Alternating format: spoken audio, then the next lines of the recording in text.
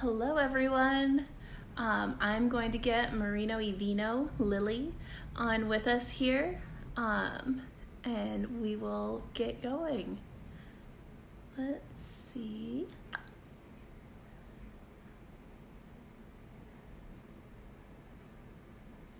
And there we go.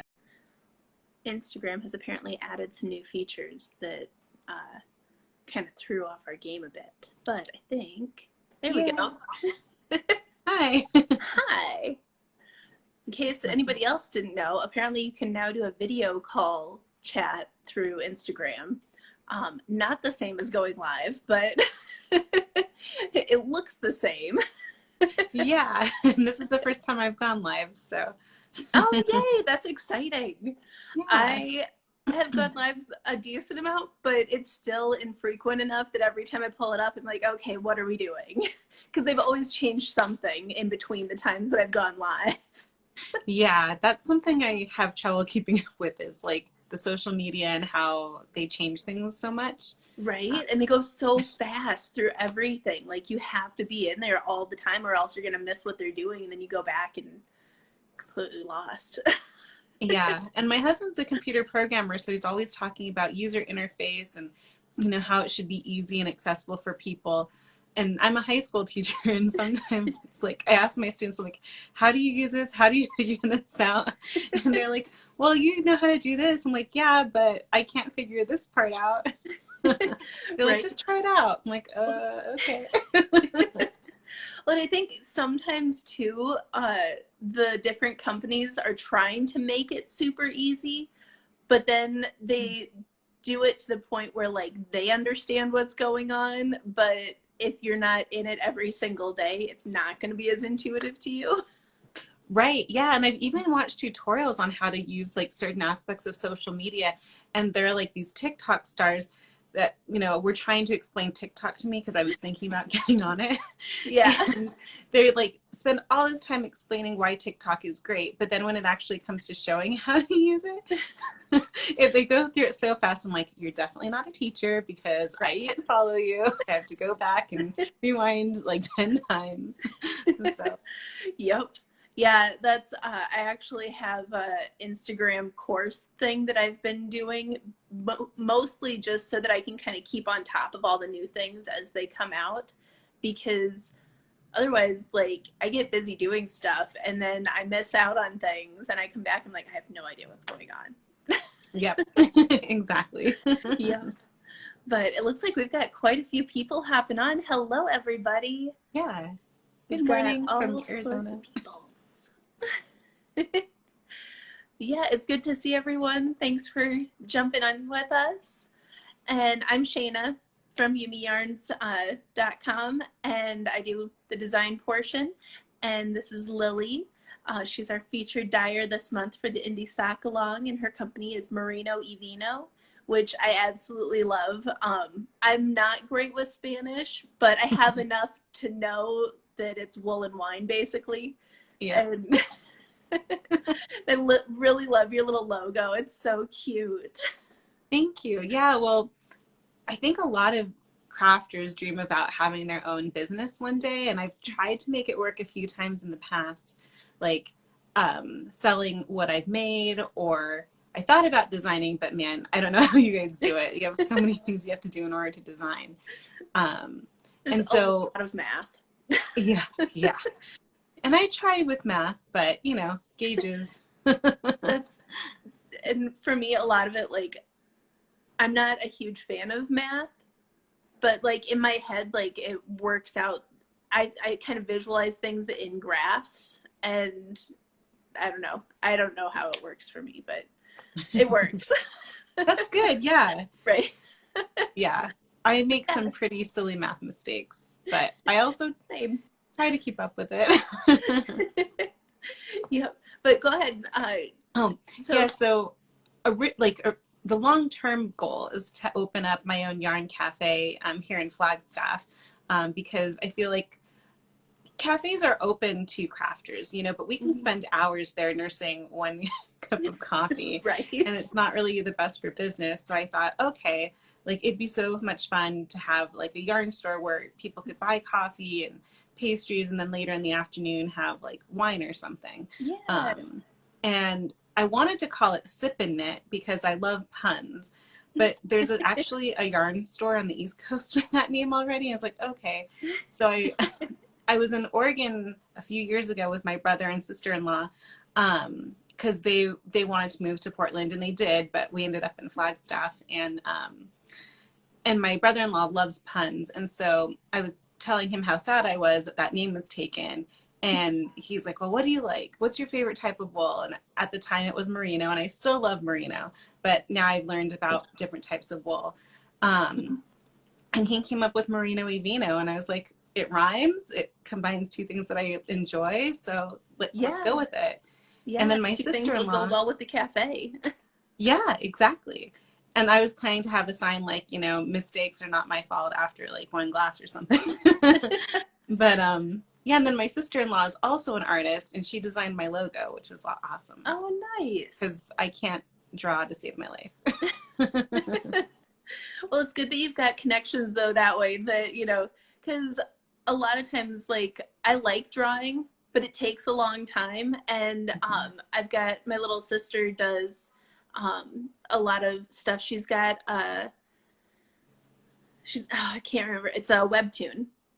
I forget, it's called Finding Meaning. And so basically she creates like an online comic strip. And so a lot of times I'll ask her for like, so which tools should I be using to make this a lot easier? And like last winter I did a mystery knit along thing, and she drew the artwork for it and everything. And but she keeps really busy with her webtoon stuff, so I don't ask her for a whole lot of help with stuff outside of like, guide me to the things I need to make it easier, because yeah. But no, it's really nice having those resources right there that are willing to help and answer questions and everything. She did a really great job with your logo. Thank you. Yeah. Yeah. No, it's interesting starting a business. Like you think, oh yeah, I'm just going to dye yarn or I'm just going to design or something. But then you need a logo. It's like, oh, I can't draw. I'm not artistic in that way. Oh, I need this or that. And like I need to be able to do some accounting, another aspect of math. And so a lot more goes into it. And then you need to like know people. Yeah. And that's a lot of it, is just like making those connections. And like I was actually just telling Dan last night, I went to a knitting retreat here a couple weeks ago, and normally in the marketplace I'm like running around and talking with all the dyers and doing all the things, and I'm just not used to peopling as much. And I was tired. And so I kind of talked with dyers outside the market. And then when the market was actually going on, like I helped out in a booth for the morning. And then I went to go back in the afternoon, and it was kind of like, I know the dyers. I'll catch up with them later. I'm real tired. And so we just kind of hung out and had fun seeing what everybody else bought. And it was a different way of experiencing the market. But like I told Dan, I was like, I feel like I did something wrong because I wasn't like going around and like chatting everybody up during the market. But it was also like really, really busy. And so part of me was like, I don't know if the dyers are going to appreciate me going and chatting them up while there's like 8 million customers running around. Yeah, that's something I've noticed after the pandemic, being home, like, because as a teacher, our schools closed in March, and we didn't go back in person until after spring break this March. So it was a full year where there would be like 2 weeks where I didn't leave the neighborhood. We would take walks, but that was it. And so going back to work, I mean, yeah, I had to wake up a little bit earlier, but I was surprised at how much more tired I seemed than before the pandemic started. I'm naturally introverted. I'm pretty shy. This is like actually really good medium for me. And as a teacher, I don't know, I just like turn it on and I can go. But when it comes to meeting new people, I think I come off as really awkward initially. So, I yeah. think I think everybody has a little bit of that. I know, again, at the same event, I was talking with my friend Lisa. She does the Paper Daisy Creations designs. And she's like super extrovert, and she was just like soaking up all the energy at the whole event. And like, I'm kind of more of an outgoing introvert, like at the events and stuff. And like, when I need to be on and being a people person, I am. But like, Mm-hmm. that like is not how I recharge. Like, Yeah. I need to be at home not talking to people for a while to like boost up my energy again. And so like, yeah, after we get done with the live on here, like I'm probably going to spend the next 2 days not talking to anybody but my family. That sounds awesome. Right? And then I saw the pictures you posted before the retreat with all the yarn and the projects you were taking. How many of those did you do? None. I was all excited and brought all the things. I was going to do all the stuff. And then we went to a yarn shop that I'd never been to before, but I'd been to their booth at events years previous, and I knew that they carry Jameson and Smith stuff. And so I was really excited about getting some color work things. And we went there like before the retreat actually even officially started, and I got a sweater project. And I just knit on that all weekend. Nice, nice. It was really fun. But yeah. Well, it was such a fun retreat and everything.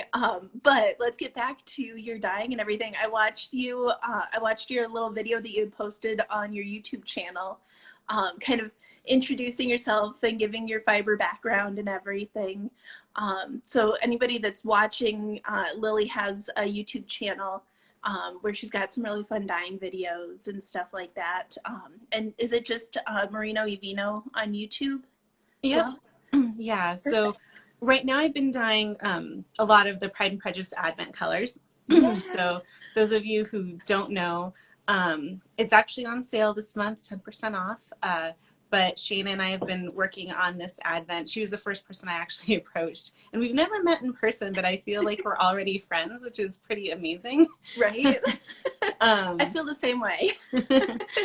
So, yeah, but like as most of you or all of you probably know, a lot of yarn dyers will do Advents around the holidays.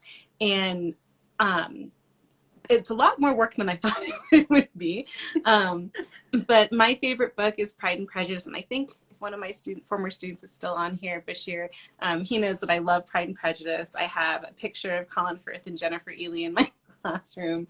I use the first sentence of Pride and Prejudice to teach different parts of speech. And yeah, my students, like, if they know one thing about me, is that I love Pride and Prejudice. And I guess the second thing is that I knit. That's a great idea to combine the two. And Yeah. I'm also a huge Pride and Prejudice fan. I don't reread books very often at all, but that one I've read probably 5 or 6 times over the course of all my readings. Yeah. Same here. When I was pregnant with my daughter, my husband read it aloud to my stomach. Oh, nice. But yeah, so Pride and Prejudice was published January 28th. And so that's when my Advent is starting. And we're calling it a surprise box because it's not really the holidays anymore. And then it ends on February 14th. I'm not a huge Valentine's Day fan because, gosh, I feel like a lot of things go back to like high school for me. But I never dated in high school. So it was always a reminder, like, you're alone. And so I didn't really like Valentine's Day, but I thought, okay, well, I don't know if everyone loves Mr. Darcy, but a lot of the people I know. The poll that I did the other day, pretty much everybody loves Mr. Darcy. Yeah. So I thought, okay, this would be pretty fun. But with Advents, I find like it's hard to know what to do with the mini skeins. And so that's why I approached Shaina and I was like, you know, I want to do this, but I don't want people to be like, okay, I have these mini skeins. What am I going to do? And there are tons of projects on Ravelry that you can use mini skeins for, and you can do scrappy blankets, but I wanted something special. Well, and it's always kind of fun because I know like I've gotten Advents in the past where like you get all excited about getting them and then you're like, now what do I do? And you know, so even if they don't use the specific pattern for that kit, because I know I've done that too, where like I'll get a kit and I'll use the yarns for one thing and then I'll use different yarns for the pattern or whatever. But it's just kind of having that option to springboard off of so that it's not so much overwhelm of like, I have all the pretty yarns and now I'm just going to collect them. Right, right. So yeah, so Shayna designed patterns, and then she put me in touch with Angela, who I think is on here too. Yep, And yep. she designed a project bag, which is amazing, and somehow knew that I loved polka dots. So maybe it's a Pride and Prejudice thing, I don't know. But she designed this amazing project bag that's big enough to hold the project that Shayna's designing for it, and all the yarn. And I'm working with DK Graham to design stitch markers. So yeah, and then another local coworker, she's making soap and designing a Mr. Darcy scent. So it's That's just awesome. yeah, so it's just gonna be really fun Yeah. because every day there'll be little gifts and yarn, and then we'll be doing a knit along. So Mhm. that way people can, get to know each other and share our love of crafting and Pride and Prejudice and Mr. Darcy. We can talk about the adaptations and Yeah, yeah, so yeah. exactly. Oh, and I just wanted to point out too, Angela posted, Mm-hmm. Angela, the bag lady, Mm-hmm. is crafty like a monkey.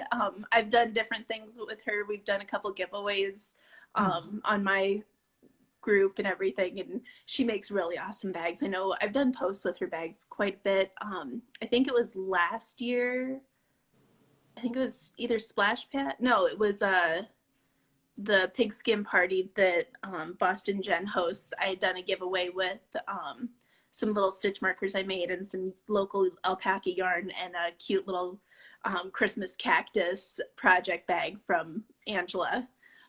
And so, yeah, she makes the cutest bags, and I don't know where she finds her fabric, but and Yeah. I know she posted a spoiler of the bag fabric a while back, and it was Yeah. so cute. Yeah, I actually So, have it right here. And she does have so many cute bags. Like my husband would totally put me in the doghouse if I bought as many bags as I wanted. But right? I mean, this is just perfect. I love purple and lavender, and like it just captures the quaint English town, and has two people walking that could be Darcy and Elizabeth. Yeah. So, Oh, and it's there's just even a so cute. church that's like in the English style. Hmm. So it's perfect. Yeah. Um, and she Oh, I had know. I other, was so excited when I saw her posting that. I was like, oh, that's so cute. and she Yeah. found other fabrics that would have also been perfect. I was so tempted to be like, I kind of want all of them. Angela probably would have made all of them. Like, I don't know how she makes all the bags that she makes. Like, Yeah, I'm very intimidated by my sewing machine. So like people who make bags and like make a lot of them, like I don't understand. It's like magic to me. yeah. I don't even know how to use a sewing machine. That just seems kind of like a magical contraption. Like, how Right? does it go? Like, I don't know. Right? Like I have a sewing machine and I sewed at one point, but I did something to my machine where I broke it and it only sewed backwards. And like all of my friends in my knitting group that like did a lot of quilting, they took a look at it because they're like, oh, I'm sure we can fix it. They all took a look at it and they're like, I don't know what you did. This is not fixable. Oh no. And so when we moved, I got rid of that one and then we moved again and I got a new one thinking like I'm gonna do it this time, and I don't think I have ever actually used it. Oh. I'm scared I'm gonna break it again.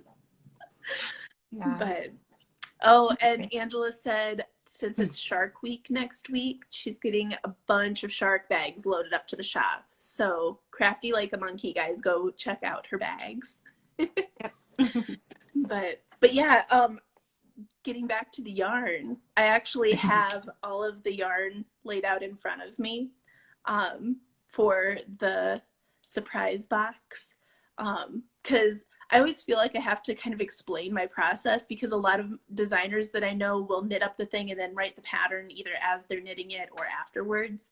And I tend to just like do my swatch and write up the whole pattern and then go through and knit the stuff. Wow. And it works a lot better for me because otherwise I get myself all confused about what I did in different areas. Mm-hmm. Whereas if I write it up ahead of time, I can make little tweaks as I'm going through, but usually it's pretty much set and I can send it off to my editor and my test knitters and have it rolling that way while I knit through the sample. Um, but yeah, and so I have like everything laid out in front of me, like in the order that everybody will be opening stuff up, Yay. and it's very pretty. I'm very Yeah. excited. Thanks. Yeah. Well, and when I designed the yarn for it, I rewatched the 1995 BBC version because I love Colin Firth. My students have asked me, like, if you could marry him, would you? And it's like, well, him as Darcy, yes, but luckily he's a fictional character, so my husband is Right. safe. Like, he doesn't feel threatened by a fictional character, which is Yep. good.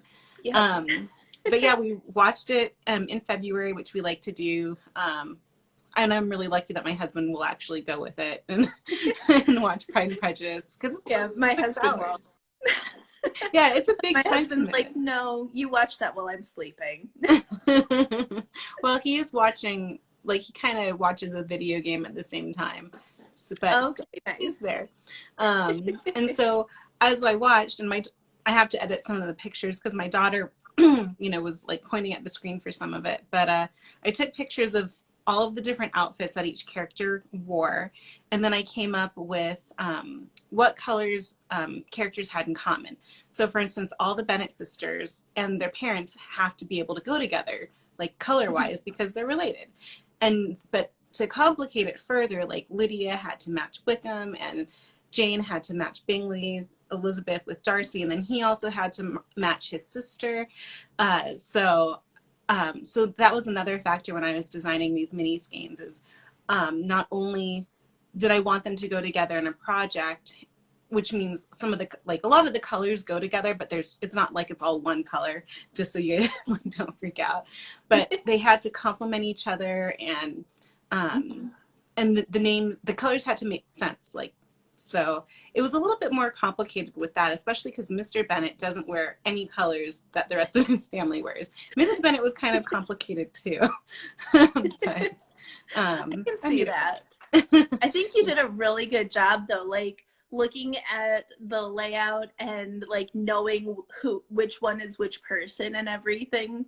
Like, I don't know, it makes me really happy because you did a really good job of getting them to all be close, but still keeping them separate and kind of I don't know, kind of having their personality a little bit coming through with it without being like a stark um, contrast or things without making it look like this is obviously um, I don't know, this you did a good job. I'm getting all my Thanks. words muddled. Sorry. No, that's okay. Thanks. Yeah, it was fun to design, and now I'm thinking I don't know if I'll do this next year or not. Hopefully, people are snapping up the Pride and Prejudice Advents, this month because it's a good deal. But I would love to do Poldark because I did enjoy that series a lot, and I read all the books, which I think took me 2 years. There's 12 books, and they get longer and longer, as Winston Graham wrote. But I love that series too, and I don't know if Dyers dyed up Poldark because I wasn't on Instagram back then. I've seen a couple dyers who have Poldark stuff. I actually have not watched or read any Poldark. I That's need okay. to because like clearly me and you kind of are on the same wavelength for books and stuff. And the other dyers that I've seen things from Poldark, I can't remember who it is. There was one dyer where it was a new to me dyer, and as I was looking through their shop, like everything that I clicked on that I was like, "Ooh, this is pretty," was something from their Poldark series. Mm-hmm. And but yeah, I haven't seen a ton of Poldark, but I have seen a few dyers do things, but I haven't in a while, and so it'd be kind Yeah. of fun. Yeah. I mean, and I loved Bridgerton, but a ton of dyers did Bridgerton. And Yep. those colors, understandably, were so bright. And I'm like, well, I feel like it's all been done. So, Yeah, And that's kind of where, like, it's easy to get in that mentality as a dyer or a designer where, like, you feel like, well, I can't design this thing because somebody's already done it. But I kind of try to keep thinking back to, like, I don't know if you're familiar with Elizabeth Zimmerman. Um, Mm. yeah, like, so she always said that you were uninventing something because, like, you thought you came up with something original and in reality somebody else has already done it. Pretty much everything has already been done at some point, but you haven't done it and you have a different perspective and a different spin on how it should happen. And Mm-hmm. so that's kind of what I keep in mind, because, like, with designs, like, there's actually one of the socks that was released this year as part of the indie sock along. I noticed that, like, the same stitch pattern started popping up in, like, all these other sock patterns that were released around the same time, and it kind of entertained me. I was also kind of like, well, apparently everybody likes this pattern. But each one, even though it was the same stitch pattern, and I know which book they got it out of, um, it was a slightly different variation in every pattern that I saw. And Mm-hmm. so, even though we're all obviously pulling from the exact same stitch dictionary, we all had a different vision for how that stitch pattern could be turned into socks. And Mm-hmm. so, it's kind of the same thing with dyeing and everything, even though, like you said, like, every dyer under the sun was doing stuff with Bridgerton. Yep. Yep. It's But you also, you kind of just have to pick, like, which things you're going to jump on. And I know, I think at that time you were kind of just starting to talk to us about the Pride and Prejudice set and everything. And I think that that's a good way to go, where it's kind of along a similar vein, but since it's a year out, it's not going to be like, hey, remember this thing from last year that you guys all loved? Right. Yeah. Because Jane Austen is pretty classic. I don't think she's going to go out of style anytime soon. Yeah. I feel like I jumped on her bandwagon early because I watched it with my parents when I was, I think, in elementary school when it came out.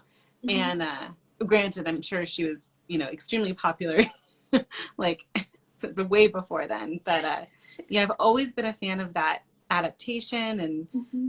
I think I read Pride and Prejudice the first time when I was in eighth grade, and didn't, of course, appreciate it as much as I appreciate it now. But I Yeah. don't know, that book shaped like my college degree. you know, like I went into English like basically because of 19th century literature, which I don't think I would have gotten into if I hadn't read Jane Austen and Mm-hmm. then branched out to the Brontes and Yep. etc. Which is, it's kind of incredible that one book is like shaped like my career basically. Yeah. Well, and that's So, that's what's kind of magical about reading, though. You never know what's going to impact you when you pick up a book. You mm-hmm. know, I know I will not be able to recite it, but when I was in grade school, one of my mom's relatives gave me a Shel Silverstein book, and I started collecting, like, all the Shel Silverstein poem collections and books and everything, and absolutely loved them. And recently, I've had one of his poems kind of going through my head on repeat. And like I said, I don't know the exact thing, but basically, it's like the woulda, coulda, shouldas. Um, Uh-huh. the it's like all the woulda, coulda, shouldas were getting together and worrying about something, and then they all were scared of the one did. So, kind of that whole idea of, you know instead of regretting or worrying about things that you could have done or changed or done differently or whatever, just taking and doing something, you Mm-hmm. know is more powerful than worrying about all the things that you didn't do. And Yeah, and I feel like that like captures Merino y Vino in many ways because like I know 4 years ago I started an Etsy store trying to sell what I was knitting and didn't go too well. I didn't really know like about marketing or anything back then, and I don't know what it was about last year, but you know, I had been seeing a lot about yarn dyeing, and I started volunteering for the Flagstaff Wool and Fiber Festival. And Andrea, who is kind of in charge of that, she was like, "Oh, yarn dyeing's so easy. You just get Kool-Aid and some yarn, and bingo, you have it." And I was like, "It can't be that easy." But at a very basic level, like it is. It has the Mhm. citric acid in it, so all you need is like a pot and that and some yarn. Yeah. Of course, the way I dye with acid dye is you need separate equipment from your food, so Yeah. you know, Yep. it's a little bit more complicated. And but even with Kool-Aid, that you can do a lot of stuff. Hmm. Um, and so, but I don't know what happened when I just started yarn dyeing. I was like, this is so much fun.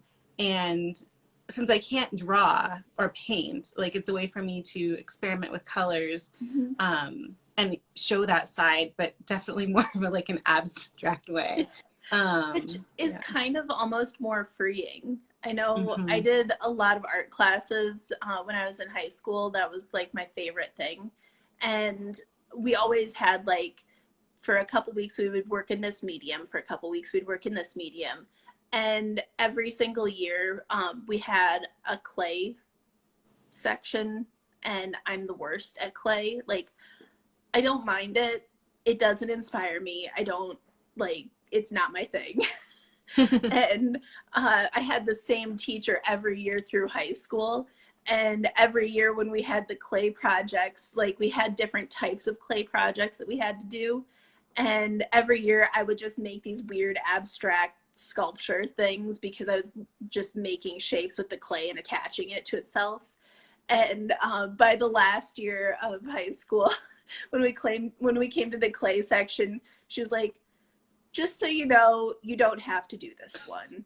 I know you don't want this one. How about we do this instead?" And at the time, I was making like these altered T-shirt design things, and so she was like, "How about you make me a couple of these shirts, and we'll call it good."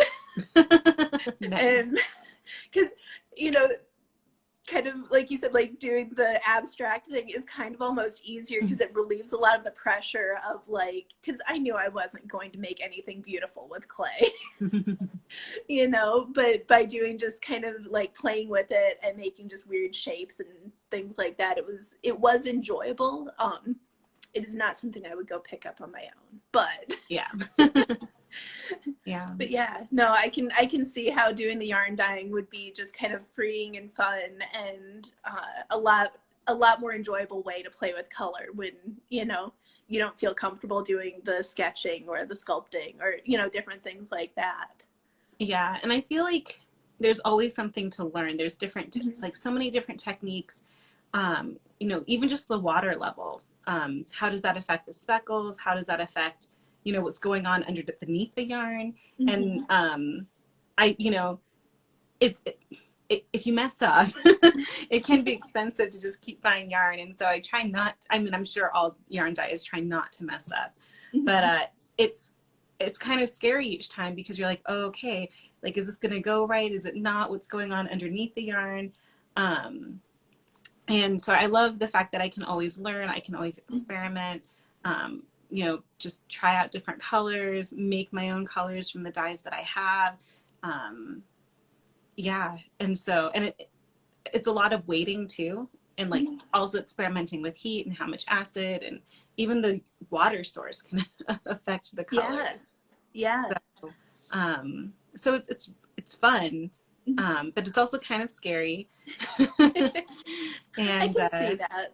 I yeah. was going to tell you, I watched the video you had posted a few months back when you were just kind of playing with all the different blue dyes and Hmm. everything. That was a fun one to watch because I loved how just chill you were about everything. Where you're like, we'll add a little of this, maybe a little bit more. Yeah, we'll do some of this one. Like, Yeah. is just kind of fun to watch your process as you were going through, just kind of experimenting and playing with the different colors that you had on hand and everything Yeah. that way. Yeah, and that one I think was where I learned that delphinium blue looks purple without heat, and then once it cooks, it gets bluer, Mm-hmm. which is really cool. Yeah. But it's also kind of a complicated color to work with. Right. So, but yeah, it's just been a blast doing this, and with my yarn store eventually, which I don't know when I'll be able to open a brick and mortar store. Hopefully there won't be any more pandemics in our lifetime. I feel like Right. once every 100 years is good, although I know scientists are already gearing up for the next one. Ugh. But I would love for that store just to sell like different indie dyers too, and Yeah. designers, so that, I mean, Flagstaff, we have one yarn store, or one local yarn store, but there's so many different dyers and like even commercial yarns out there that you can have, you know, in a town of 60,000, 2 yarn stores and not step on each other's toes. Yeah. Well, and especially like with your idea of having it kind of be a cafe slash yarn store, you know.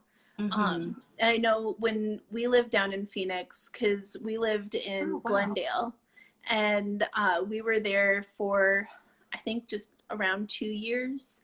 Um, I kind of struggled when we were down there because like the yarn shop that we had up here was the shop that like I learned how to knit through them, and I went every week, and we had a group like I there was a group that I went to like 3 or 4 times a week. There was always like all these different yarn groups that I Mm-hmm. could go to, and so I had like this really like close knit knitting community up here. And then we moved down there, and I was like, oh, well, there's a yarn shop in Glendale. We lived down there for 2 years. I was never able to catch that shop open. I don't know how they stayed in business. I don't Wow. know if they're still in business, but Huh. I ended up driving all the way out to Tempe, Mm-hmm. to Tempe Yarn and Fiber Yep. a couple times while we were down there. And that was a really nice shop. I got to take a class with Kat Bordy when I was there, and that was absolutely wonderful. It was like one of my favorite knitting experiences because she was just so sweet and fun and just a really, really good teacher. And the whole shop was just really welcoming and nice, and it was bright, and you know, it felt nice going in there.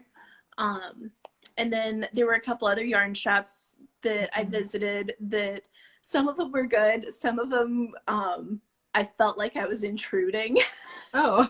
And so I was kind of like, okay, well, this was a place. I'm probably not coming back here. Yeah, it's um, interesting.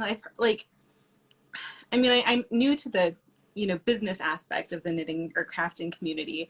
And so I've heard people say like, oh yeah, I haven't been welcome in certain yarn stores, or it didn't feel warm.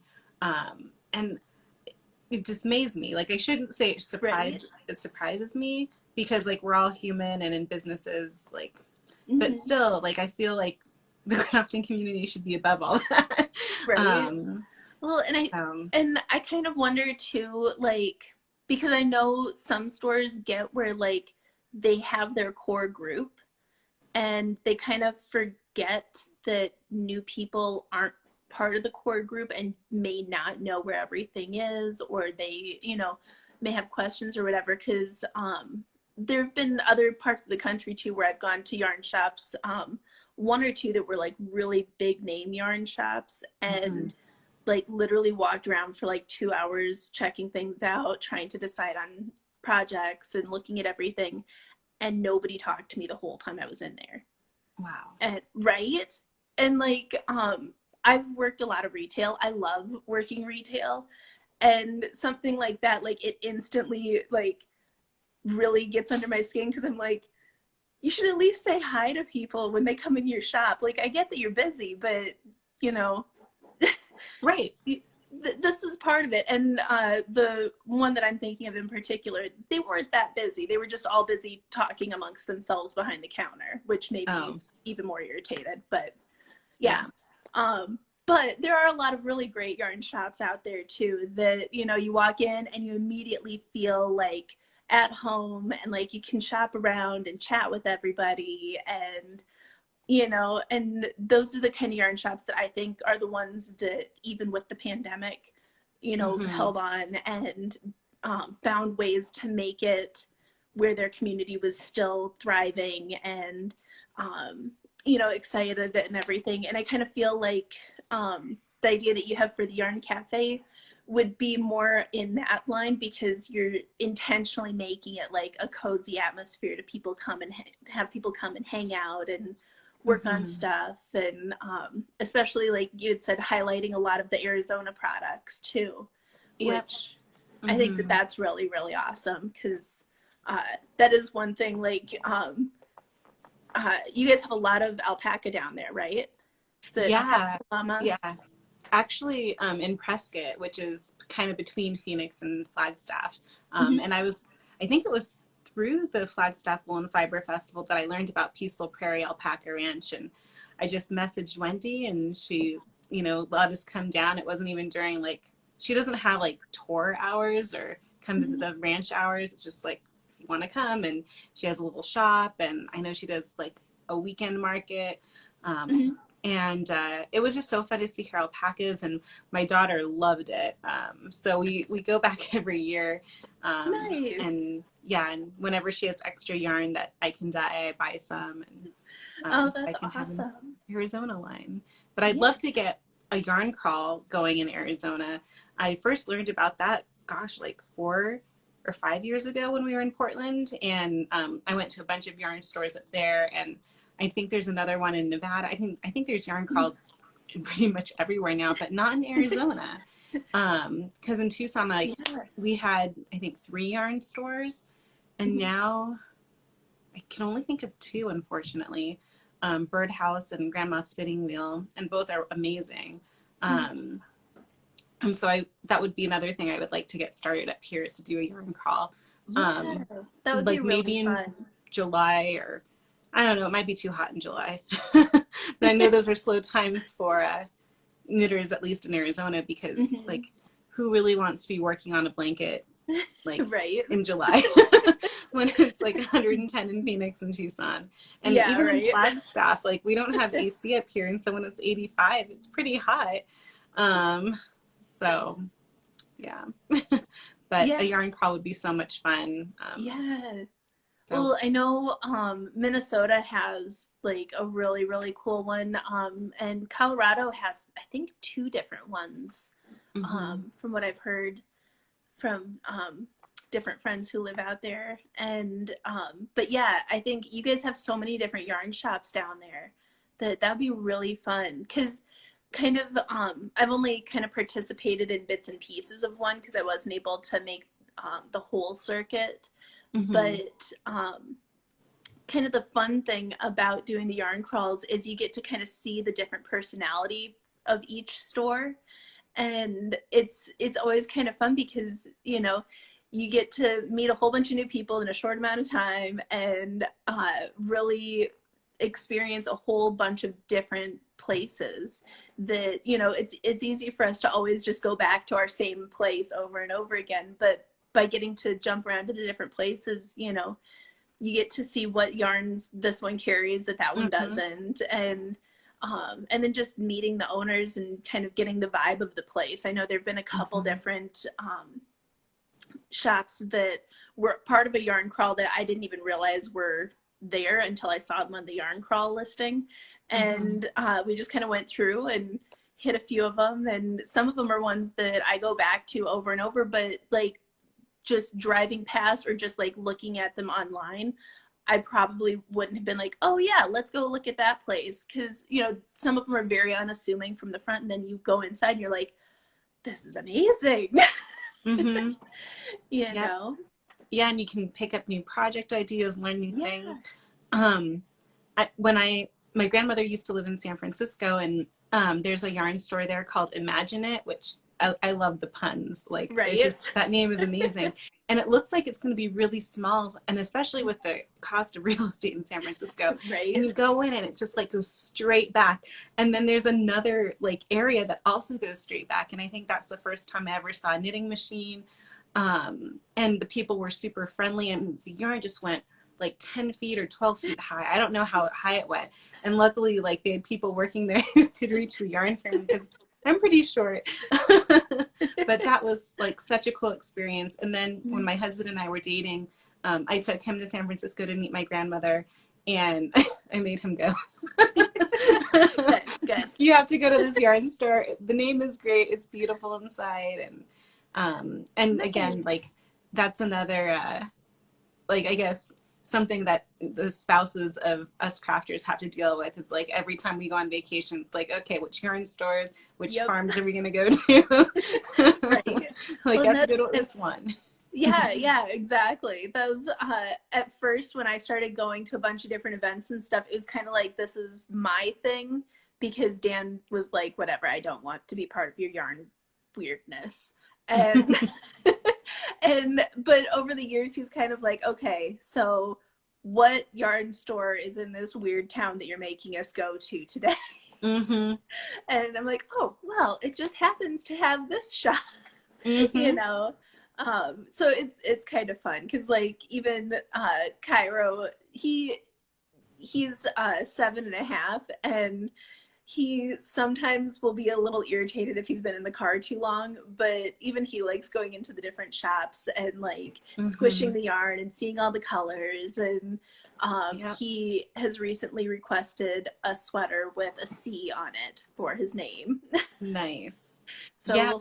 we'll see if that gets done. But Yeah, and every time I pick up the socks from the indie sock along, my daughter's like, socks for me? I'm like, no, they're a little too big. So, but she loves hand knit socks because when I was knitting up your vanilla socks, they were for her. Her feet have since grown, unfortunately.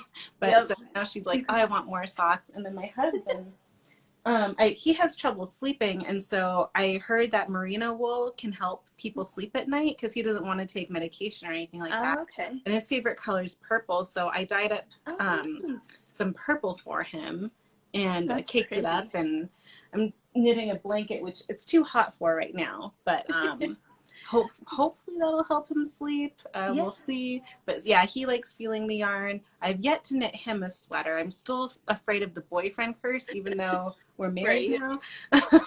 That's But I think Dan has gotten a hat and one pair of socks. I think that is all I've ever made him. yeah, and I've made my husband, I think, 2 hats, 2 pairs of socks, and a scarf. So yeah, whoops. Yeah, But they get to be around us while we're being creative making things. yeah, yeah. And meanwhile, my daughter's like, I want all the socks. Yeah. It's like, okay, well, this is good. But Right? Cairo yeah. does really like hand knit socks too. During Mm-hmm. the summer, he's been very excited because he discovered flip flops this year. So there have been no socks this year. But last year and all the years before, he insisted on wearing like, they weren't Crocs, they're like the sandals that have like kind of a closed toe. I don't know. Mm-hmm. They're like a mixture of sandals and shoes. I think I know And what you're talking about. yeah, because he insisted on wearing socks every day, even in the summer. And so he was even wearing hand knit socks through the summer and everything before, but now he's very into flip flops. So there are no summer socks this year for him. Oh. Yeah, my husband will wear socks with flip flops, but he's like, I'm married, I don't need to impress anyone. Like, oh, that's a good attitude. That's funny. Yeah. Yeah, Dan wears his socks that I made him at nights when he's trying to get cold. He'll wear like pajama shorts and then Mm-hmm. hand knit socks because he's cold and sitting by the vent. Yep, my husband wears socks when he sleeps too, and he wears the ones that I knit, which also have merino wool. So they're maybe helping. I don't know. Yep. So Oh, I was just reading. yeah, I want to know what yarn store that is. Yeah, mammoths live 30 minutes from a mammoth store of a major fine yarn producer. They have amazing stuff for low prices. I knit in cashmere now. That Yeah, sounds amazing. yeah, I have a few skeins of a merino nylon cashmere blend, and we'll see. Like if people like it, then I'll excuse me, I'll buy more of that base because it's so soft to work with, and Yes. because I knit a pair of, I think I knit April socks in that. Oh, And I nice. sent those to my friend who's in Germany right now. And, but yeah, Oh, I mean, it's just, that's really sweet. Those socks were intense. yeah, they were, yeah. Well, that's another thing for those of you who, don't know, but Shaina does the indie sock along, and, which is why we're here. So maybe you do know. We've been busy talking about like everything. Yeah. And before well, last year she was looking for indie dyers, which is how we got in touch, and that's the yarn that I dyed for this month. And before I started doing this indie sock along, I had knit 2 pairs of socks, and one was like a vanilla pair for my husband that I totally butchered the sizing on, and but he wears them to sleep, so that's sweet. At least they're getting used. Yeah, and then I knit 1 pair for myself. That's a color pattern, but now I'm too scared to wear them because I don't want to like ruin them, which it's like, okay, you should just wear them. Like they fit perfectly. So surprisingly, I got my, them. yeah, surprisingly they fit my first pair of socks. And Nice. So yeah, when I heard about the indie sock log and Shaina picked me, thank you, by the way. Yeah, I was so excited because I never know like if these ideas that I have are going to be something that other people are also interested in. Mm-hmm. And so, and sourcing dyers for yarn stuff, especially when it's something like this where it's like, I'm not going to tell you what the stuff is. It's just going to be this kind of theme. So, you know, having people who believe that it's going to be good, even when it's just kind of like the spark of an idea, is really, really amazing and helpful. And like, yeah, I was so glad when you reached out to me that, you know, you were like, hey, this sounds fun. Yeah, and I had no idea like if you pick me or what. So when you selected me for July, I was super excited. I was like, yay, I'm making a connection and this is gonna be fun. And I was like, okay, now I have to knit all the socks. I'm like, oh gosh. Like the socks require like you need a good gauge for socks, because if you don't, like they'll be too small or too big. And so like that was intimidating. And so I knit the vanilla socks, and then just kind of took off after that. And what's great about these patterns, and I've mentioned this to Shaina before, is like you learn, like obviously there's different stitches each month, but there's you learn something new about sock knitting each month too. And so I'm feeling a lot more confident. And the vanilla socks have like the slip stitch heel or whatever. Oh yeah, yep, the heel flap where it's the slip stitch to reinforce the heel flap. Yeah, and I was like, oh, this is easy, I'll do it. And then for these socks, there's German short row, and I was like, oh gosh. But she also has tutorials, and now I'm just like, why would anyone do anything except the German short row? Right. And I kind of want to do like the butterfly shawl that everyone was doing last year, and I'm like, can I use German short rows for that? Are those or does that pattern do the wrap and turn? Which I always forget to pick up the stupid wrap for that type of short row. Do you want a little hint? Because you're talking about, is it the papillon or something like that? Yep. With that one, I'm pretty certain that that one is garter stitch. You can do a wrap and turn and then just not pick up the wrap because it gets hidden inside the garter stitch. Sweet, because I'm pretty good at picking it up on the right side because I can see the wrap, but on the close side, oh my goodness. Right. I Yeah, think like, no, with that one, anytime you have short rows and garter stitch, just do a quick wrap and turn and then don't even bother picking it up because it serves its purpose and it just gets hidden anyways. oh good, because I would love to like make my own kit for that, you know. Yeah, yeah, it's a gorgeous shawl. But yeah, everyone says like the short rows, like there's so many of them, you get so sick of them. I was like, well, I like the German short rows. Right? So. Well, and honestly, that's one of the reasons I haven't made one of those. One of the gals here in town made one, and like I love the pattern. I personally, like, I get real sick of the short rows real fast. So that's why, like, I'll look at it and be like, oh, it's so pretty. I actually have yarn for it that I bought like a while ago, and I've never cast it on because every time I look at the pattern, I'm like, oh, I'm gonna die before I finish this. But it is beautiful, and I have seen a lot of really, really pretty versions, and I think she has, I can't remember if it's a cowl or something. She's released something else with kind of that same motif and that same styling and everything that isn't quite as big as the full out shawl. And so I've kind of considered that, but the shawl is really cool. Yeah. So there's that, like, can I get through the short rows to get to the shawl? Yeah, and that, I mean, I just gave birth to my second child like 2 weeks ago, so I don't know like when I'll be able to sit in a knitting community again, because I'll feel guilty, like, okay, like I'm a teacher, so I don't watch the kids, and then like to spend a few hours away, like I feel kind of bad. So maybe in a few years I'll be able to join a knitting circle, because I feel like that would be a good way to knit that shawl, Mm-hmm. when you have Yeah. people around you and you can kind of chat and Mm-hmm. not focus on the short rows. So Yeah.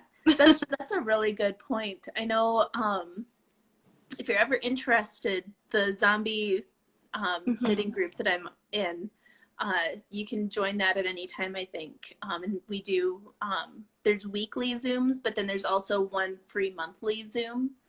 Okay. And it's a really nice, fun group, and everybody just kind of sits around and chats. And it's kind of nice because even though like the Wednesday chat starts at like 7 o'clock Central, people Mhm. are on until like 2, 3 in the morning. Well, I could So definitely do that. right, and so a lot of times like I'll do all the stuff with my family after work and do dinner and get Cairo in bed and all the things, and then once everything's kind of quieted down at the house, I'll hop on for like an hour or two. And I miss seeing some of my friends who are on earlier. They're on like East Coast time, but at least I get to see, some of my friends, and I get a little bit of a breather to hang out and talk and everything. Yeah, And yeah, I would definitely do that. Thank you, Angela, by the way. yeah, yeah. Yeah. It can be a nice little breakaway from baby, and it's easy. Like if he wakes up and needs something, it's easy to just quick mute yourself and step away. And Yeah. people do that all the time in the chat. So Yeah. yep, Nice. yep. But Definitely yeah, have to do that. yeah. Oh, and Angela is saying congrats on the baby, and I know I messaged you and congratulated Yeah. you too. He's so cute. Thank you. Yeah, Yeah. I don't know if he's more relaxed than my daughter, or if I'm just more relaxed having a second one and I know kind of what's going on. Mm-hmm. Or if my milk supply is better. I think my milk supply is better, which I think definitely helps. But yeah, it's just a lot easier this time, and he sleeps a lot better. Oh, So, good. knock on wood, it doesn't change. Yeah. So, I do think that there's a lot to be said for like when mom is more calm and feels more at mhm. ease. I feel like the baby's a lot more calm and at ease, Yeah. and I think, getting to the second baby is a lot easier than the first one where you're so like nervous about all the things Yeah. and you don't know what's going to happen. And like hmm for me, we've only got the one, but I was kind of a nervous wreck up until like the last month or so. And hmm then like I still was kind of nervous, but also was kind of at the point where I'm like, you know what? He's gonna be born soon, so I just need to calm down and tried to just make everything as like unstressful as I possibly could, because I've got a lot of younger siblings and helped out hmm with kids at my grandma's daycare all growing up Oh, and wow. everything. And so like the whole like having the baby actually at home didn't bother me at all. Like I was completely comfortable with that.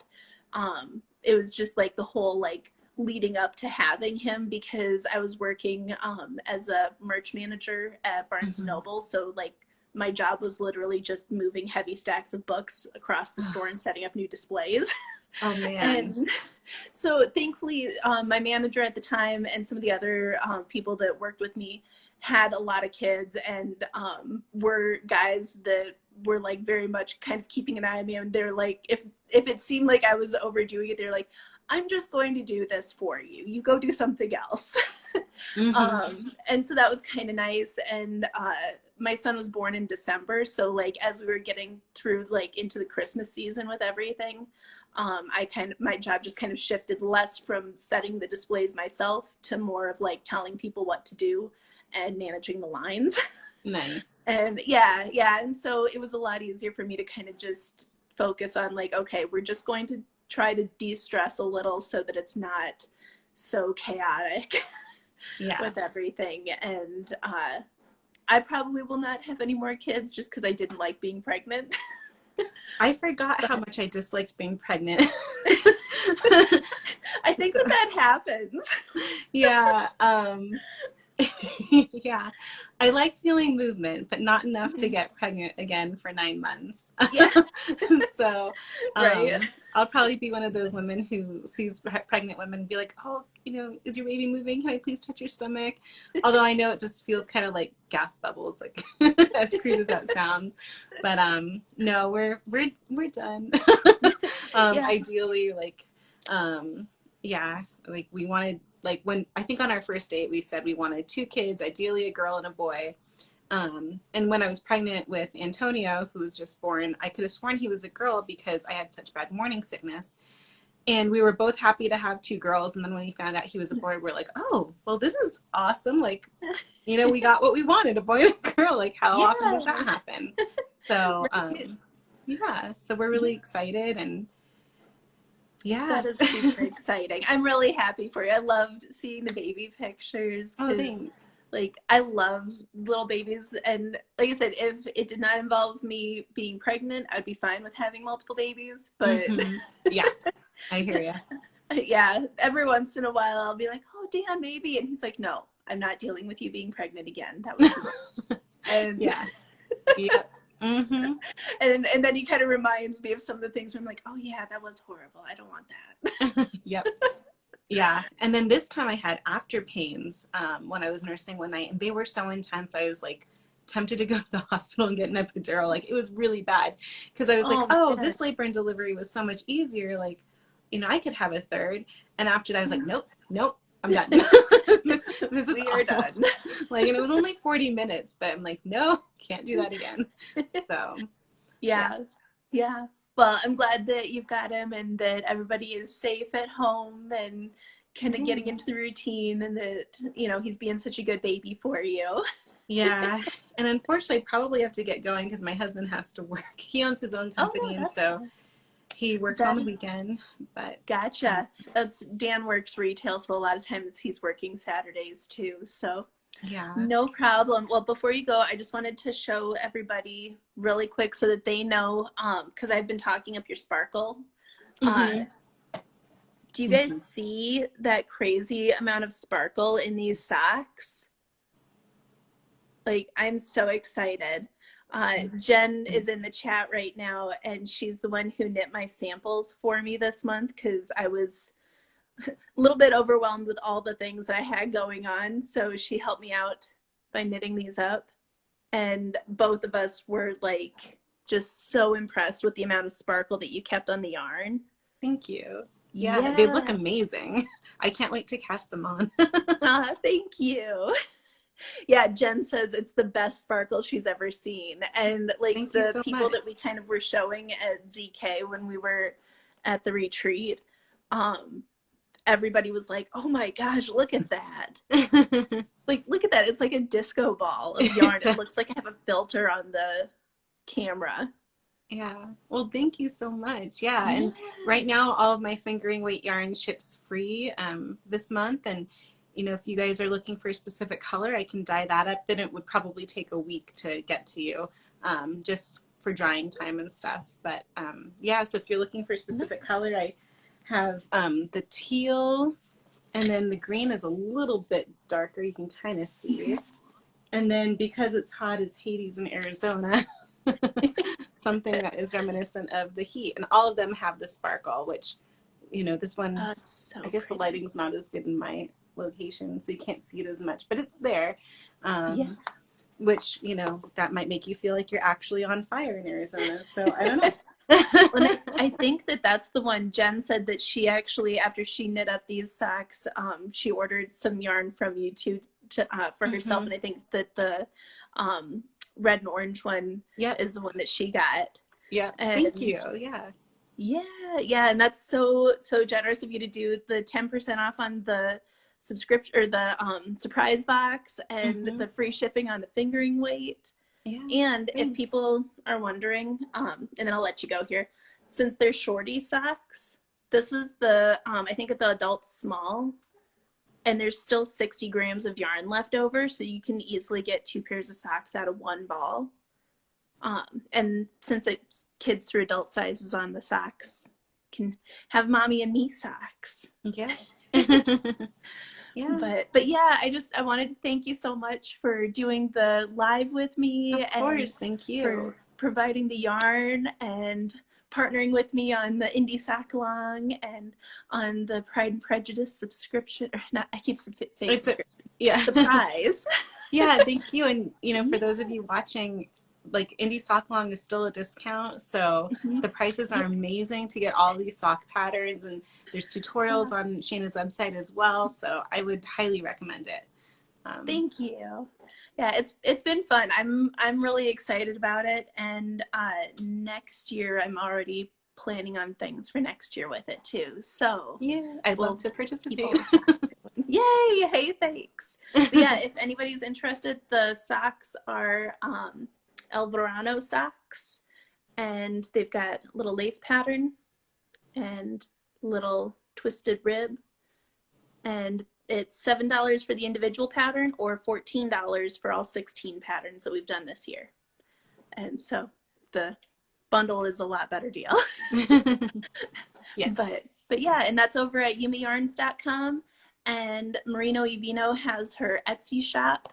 And it's just etsy.com/Merino y Vino, Yep. right? And you can find it in my Oh yeah, links. links. Yeah. Yep. Under Links my to everything are profile. in both our bios. I've got a link directly to her shop in my bio, and make sure you're following both of us because she's been posting all sorts of pretty colorways. And yeah, thank you guys so much for joining us. And Yeah. thank you so much, Lily. This was really fun getting to sit and chat and Yeah. discuss all the things. For sure. And then Angela just said, I'm from Crafty Like a Monkey, that she'll do a coupon for the Indie Sock Along. So, Oh, yeah. yay. Well, Angela, I'm going to contact you because we still have like 6 months, 5 months. I don't know where we're at in the year. Yeah. We've still got some months left, so we'll talk and figure something out here because that would be fun. Sounds good. All right. Thank you so much. Thank Have you, a good Shaina. day. You too. Hey, Bye. thanks. Bye.